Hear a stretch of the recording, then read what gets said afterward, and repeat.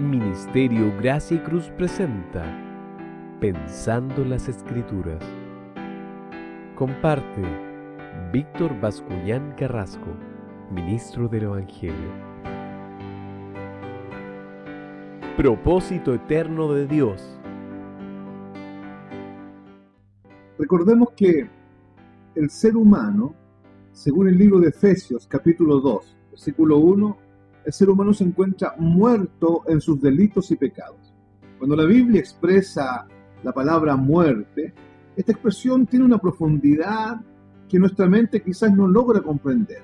Lamentablemente nosotros estimamos por muerte o entendemos por muerte, por la palabra muerte, aniquilación, exterminio, dejar de existir.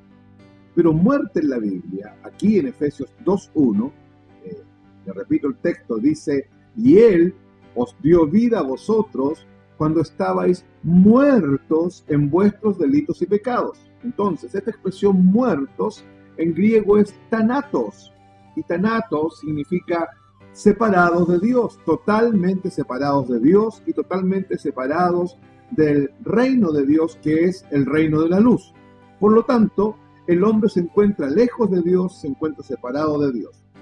En vuestros delitos y pecados, dice el texto. La preposición en el griego koiné, tenemos que entenderla como dentro de. Por lo tanto, el texto nos está diciendo que el hombre está sumido en los pecados, sumidos en los delitos. Eso transformaría entonces a la raza humana en una raza delincuente, porque ha delinquido contra Dios, ha transgredido la norma ética de Dios, ha pasado sobre el carácter justo y santo de Dios. Eso es transgresión, eso es delincuencia. Por eso que Efesios 2.1 dice que el hombre está separado de Dios y además está inserto, está dentro de los delitos y dentro de los pecados. El ser humano, en teoría y en práctica, es un pecador. Ahora, esto es lo que la Biblia enseña del ser humano. Categóricamente, esto es lo que dice de todo hombre, de toda mujer, nacido del vientre de su madre. Esa es la condición depravada, totalmente caída y totalmente perdida en la que el hombre se encuentra, lejos de Dios y separado de Dios. Cristo viene a morir en la cruz del Calvario, una muerte vicaria, una muerte sustituta, y Él muere una muerte que estaba para mí y para ti. Él toma nuestro lugar en la cruz, por eso es que la muerte de Cristo es una muerte vicaria. Ahora, al morir en la cruz del Calvario, Él derrama su vida, derrama perdón. Por un lado, Él satisface las altas demandas de justicia de Dios, pero por otro lado, Él perdona nuestra vida por medio de la instrumentalidad de la fe. Hoy día oímos el Evangelio y creemos por medio de esa fe, como le estoy diciendo, por medio de esa fe que es un don de Dios que viene a nuestra vida en las alas de la revelación del Evangelio. Ahí viene como provisión de Dios también, y esa fe nos permite creer en la muerte y la resurrección de Cristo. Ahora, esa fe trae a la existencia la vida en Cristo, la nueva creación, y hoy día somos hijos de Dios por medio de la obra de Cristo en la cruz del Calvario. ¿Por qué es importante esto que estoy diciendo para introducirnos a lo que queremos compartir hoy día? Porque ahora que hemos creído en la muerte de Cristo, ahora que hemos creído en la obra de Cristo, ahora que hemos creído en lo que Él ha hecho en la cruz del Calvario, ahora entonces nosotros tenemos que entender que la salvación no es un fin en sí mismo, la salvación es un medio para.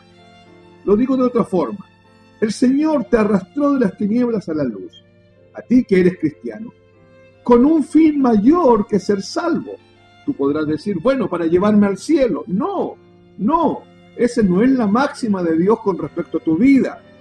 Aun cuando todo cristiano, por la fe en Cristo, va a ir al cielo, aun cuando todo cristiano, por la fe en Cristo, en la obra de Cristo, es 100% salvo, aún así la salvación es un medio para algo mayor, para algo superior. Entonces surge una pregunta: ¿para qué Dios me arrastró de las tinieblas a la luz? ¿Para qué Dios me salvó? ¿Qué es lo que Dios pretende? ¿Qué Dios quiere hacer al salvarme, al llamarme? El libro de Romanos, capítulo 8, versículos 28 al 30, los voy a leer, pero nos vamos a centrar en algo que dice el versículo 29. Dice el texto: y sabemos que a los que aman a Dios, todas las cosas cooperan para bien. La Reina Valera dice: todas las cosas les ayudan a bien. Esto es, a los que conforme a su propósito son llamados. El texto entonces nos está diciendo que hay un propósito por el cual Dios nos ha llamado. Hay una razón, hay una meta. Hay un llamamiento que Dios lo considera un llamamiento supremo, que está por sobre cualquier llamamiento que el Hijo de Dios pueda experimentar por parte de Dios en su propia vida. Este llamamiento supremo o este propósito por el cual somos llamados, dice el verso 29, porque los que antes conoció, también los predestinó para que fuesen ellos conforme a la imagen de su Hijo. Ese es el propósito eterno. Ese es el propósito por el cual Dios te llamó de las tinieblas a la luz. Ese es el propósito por el cual tú eres salvo hoy día. Ese es el propósito por qué Cristo murió en la cruz del Calvario y te salvó. Tú no fuiste salvado para ser salvo. Tú no fuiste salvado para ir al cielo. Tú fuiste salvado para ser conformado a la imagen de Cristo, al carácter de Cristo. En otras palabras, o en sencillas palabras, para irte pareciendo a Cristo progresiva y paulatinamente, mientras caminas detrás de Cristo como discípulo de Cristo y mientras aprendes de Cristo y eres transformado por el poder del Evangelio dentro de ti actuando. Porque el Evangelio tiene vida propia. El versículo 30 dice: y a los que predestinó, a estos también llamó, y a los que llamó, a estos también justificó, y a los que justificó, a estos también glorificó. ¿Qué quiere Dios de mí entonces? Esta pregunta es la que tenemos que plantear y la que vamos a poner en la mesa. ¿Qué quiere Dios de mí? ¿Para qué me llamó el Señor? ¿Para usarme? ¿Para grandes cosas? ¿Para hacerme un predicador, hacerme un profeta, hacerme un ministro? ¿Para usarme en esta área o en aquella? ¿Para ir al cielo? No, para nada de eso. Lamentablemente la religión constantemente dice que hay propósitos, que Dios te llamó para propósitos, que Dios te llamó para grandes cosas.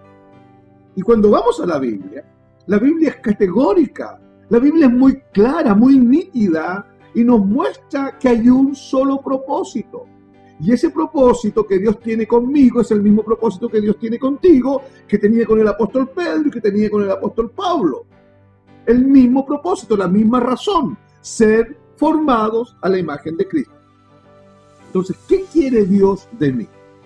Lo único que Dios quiere de cualquier cristiano, de cualquier creyente, de cualquier redimido, de cualquiera que haya experimentado esta gloriosa salvación en su vida, es poder cumplir su propósito en Él. Él quiere cumplir su propósito en nuestras vidas. Él quiere cumplir su propósito en mi vida y en tu vida.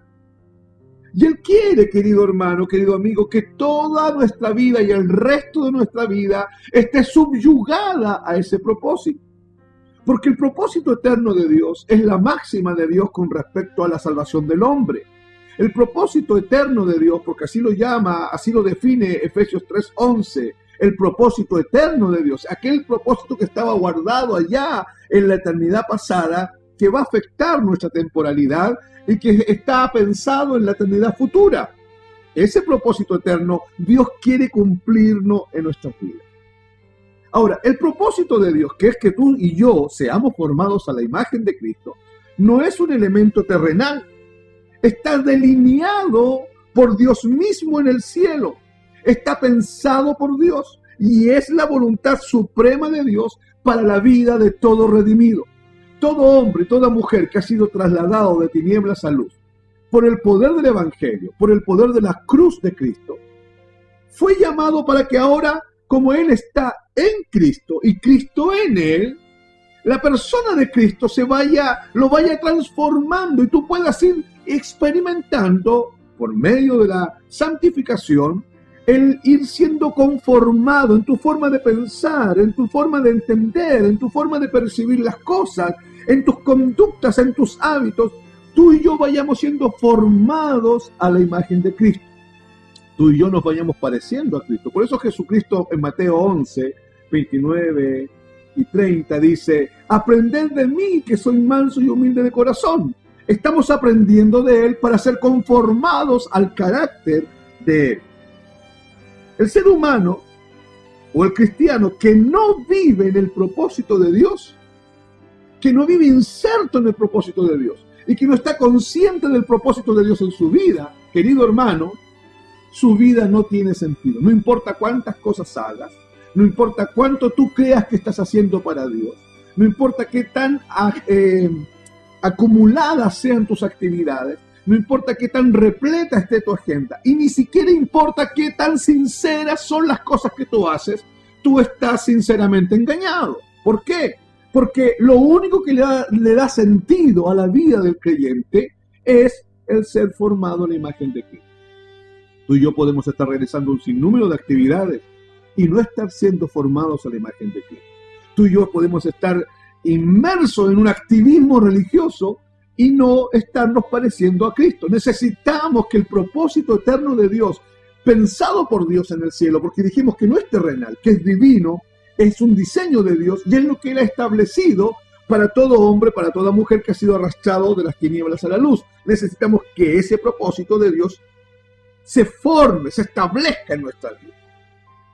Cuando Dios, por medio de Cristo y en Cristo, recupera al hombre perdido y lo trae a su luz, lo recupera y lo vuelve a poner en el camino de donde Adán cayó. Adán había sido formado, había sido creado a la imagen de Dios. Adán había sido creado a la imagen de Dios, y esa imagen de Dios en Adán, cuando Adán peca, cae al suelo, se rompe. Y es en Cristo que esta imagen nos es devuelta, nos es restaurada. El hombre retoma el camino hacia el propósito de Dios solo por medio de la obra de Cristo en la cruz y solo por encontrarse ahora en la persona de Cristo. Querido hermano, querido amigo, el propósito eterno de Dios, según Dios, es tener una gran familia de hijos e hijas semejantes a Jesucristo. Esta gran familia es la iglesia, donde todos estamos siendo conformados a la imagen de Cristo. No, aquí no se trata de que Dios tiene un propósito conmigo diferente al propósito contigo. No, todo cristiano de todas las épocas y de todos los puntos del mundo que ha sido llamado efectivamente por Dios, está siendo conformado a la imagen de Cristo. Todos estamos siendo transformados conforme Dios quiere en los tiempos de Dios a la imagen de Cristo. En otras palabras, Dios recupera su imagen perdida en el hombre, llevándola ahora a su plenitud por medio de la obra de Cristo dentro del cristiano.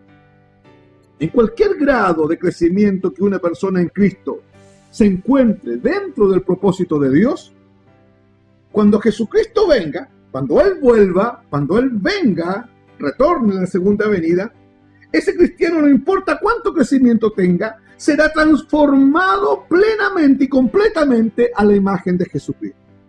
Así, en el momento de encontrarse con Cristo, todo lo que falta de Cristo en nosotros, lo recibiremos de manera plena, completa, cabal. Hoy día lo miramos por medio de la fe, pero la concreción es segura porque es lo que Dios ha diseñado para nosotros. Todo lo que faltará por perfeccionar en tu vida, en mi vida y en la de todo cristiano, será totalmente completado por Cristo. Querido hermano, fuimos llamados con un solo propósito. Hay una sola meta de Dios, un solo objetivo, un solo diseño, un solo plan. Dios tiene una sola voluntad para ti y para mí: ser formados a la imagen de Cristo. Dice el texto, lo vuelvo a leer: porque a los que antes conoció también los predestinó para que fuesen ellos conforme a la imagen de su Hijo.